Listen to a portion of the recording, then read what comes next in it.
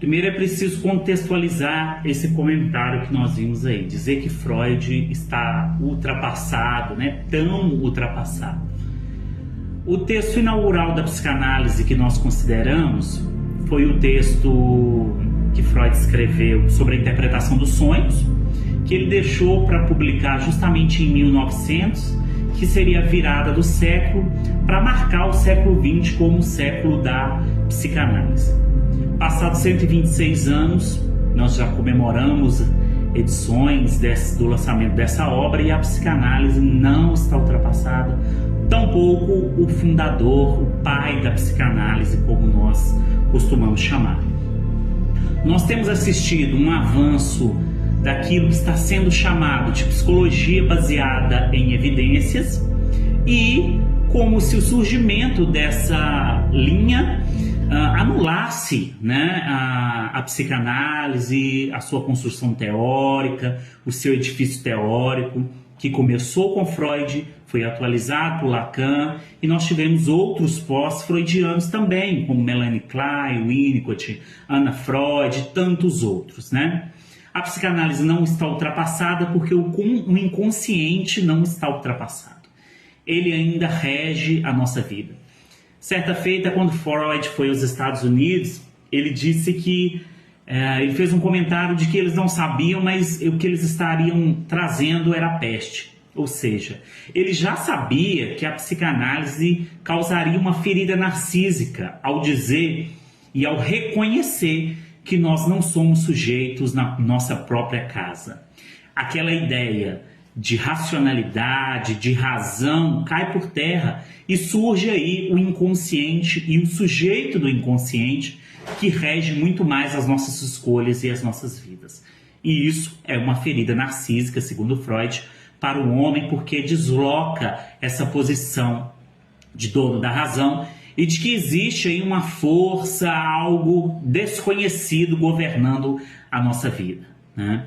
Se Freud, depois de 126 anos, ainda está sendo criticado, se a teoria psicanalítica ainda causa tanto incômodo, é preciso reconhecer, para sermos honestos, inclusive do ponto de vista científico, de que ele produz algum efeito nos sujeitos, na nossa cultura. Não tem como a gente negar isso.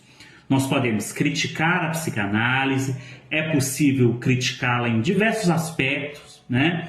E que isso seja feito de forma séria, né? Não de forma leviana, não de forma infundada, ou sobre um discurso de que ela se trata de uma pseudociência, dizer que não tem evidências científicas quando há evidências científicas da eficácia da psicanálise.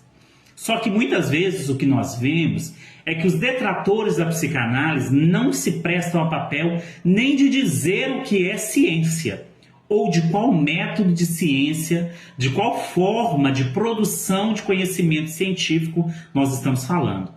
Eu acho que primeiro nós temos que partir desse ponto, né, sobre a epistemologia da ciência, de qual ciência nós estamos falando.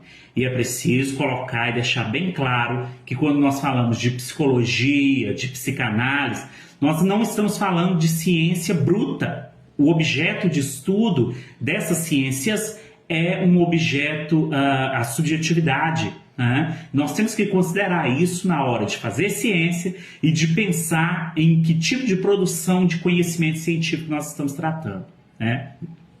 Porque nós não podemos igualá-la com uma ciência bruta, por exemplo. Nós temos que fazer essa diferenciação justamente porque o objeto de estudo e a subjetividade não é palpável, não é mensurável, não é quantificável.